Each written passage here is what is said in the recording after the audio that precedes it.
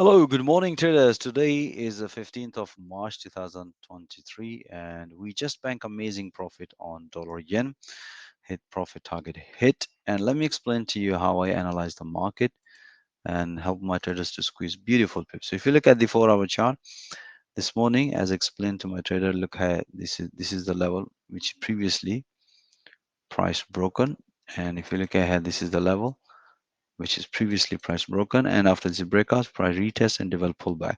So we were expecting here another pullback or breakout, and the target was the previous high, which price nicely hit this profit target.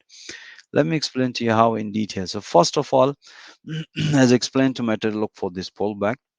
So based on that, if you look at here in intraday, this is the way we look at. If you look at here, the price develop a double bottom here, that's the good sign. Price broke on this level and price nicely hit profit target. Even when the price was at this level, I also updated that analysis instantly.